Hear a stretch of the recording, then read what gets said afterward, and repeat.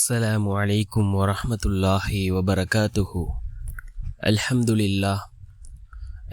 لله الذي نحمده ونستعينه ونستغفره ونؤمن به ونتوكل عليه أما بعد.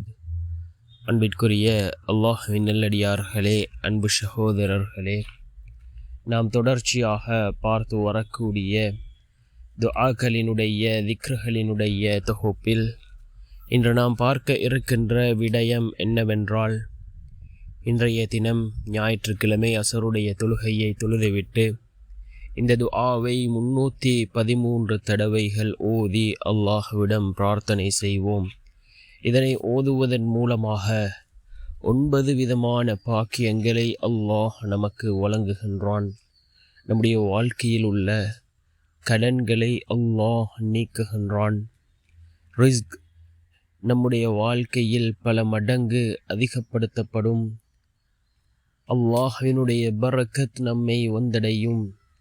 அப்படிப்பட்ட மிகச்சிறந்த ஒரு துஆவை தான் நாம் இன்றைய வீடியோவில் பார்க்க இருக்கின்றோம். அன்பார்ந்த சகோதரர்களே, அல்லாஹ்வின் நல்லடியார்களே, ரசூலுல்லாஹி ஸல்லல்லாஹு அலைஹி வஸல்லம் அவர்கள் துஆக்கள் ஏற்றுக்கொள்ளப்படக்கூடிய சில நேரங்களை, சில இடங்களை ரசூலுல்லாஹி ஸல்லல்லாஹு அலைஹி வஸல்லம் அவர்கள் கூறியிருக்கிறார்கள்.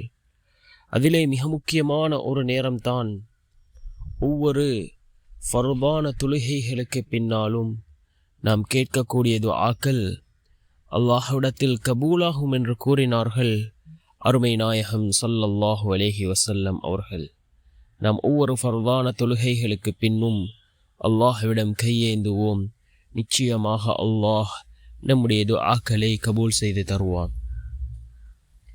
இந்த துஆவை நாம் ஓதுவதன் மூலமாக நமக்கு 9 விதமான பாக்கியங்களை அல்லாஹ் வழங்குகின்றான்.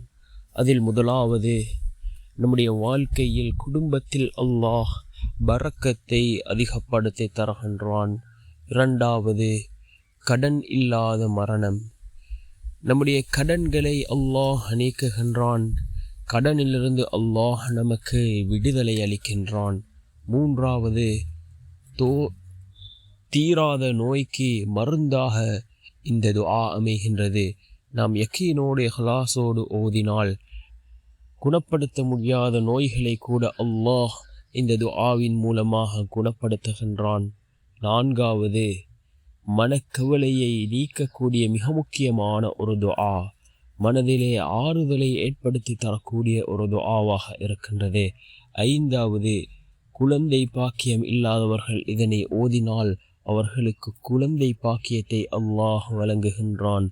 ஆறாவது, தகுந்த ஜோடிகளை அல்லாஹ் இந்த துஆவை ஓதுவதன் மூலமாக அமைத்து கொடுக்கின்றான். ஏழாவது, ஹலாலான ரிஸ்க் அல்லாஹ்வின் புறத்திலிருந்து வரும். அதே போன்று எட்டாவது சிறப்பு, திடீர் ஆபத்துக்களிலிருந்து அல்லாஹ் பாதுகாப்பு வழங்குகின்றான். அதே போன்று 9வது சிறப்பு என்னவென்றால், நம்முடைய ஈமான் உறுதியாகும். இந்த 9 சிறப்புகள் இந்த ஒரு துஆவுக்கு இருக்கின்றது என்று இமாம்கள் குறிப்பிடுகிறார்கள். அந்த அளவுக்கு சிறந்த துஆ என்னவென்றால், லா இலாஹ இல்லா அன்த சுப்ஹானக இன்னி குன்து மினல் ஸாலிமீன். லா இலாஹ இல்லா அன்த சுப்ஹானக இன்னி குன்து மினல் ஸாலிமீன் என்ற இந்த ஒரு துஆவை நாம் 313 தடவைகள் ஓதினால் இந்த 9 விதமான சிறப்புகளும் நமக்கு கிடைக்கும்.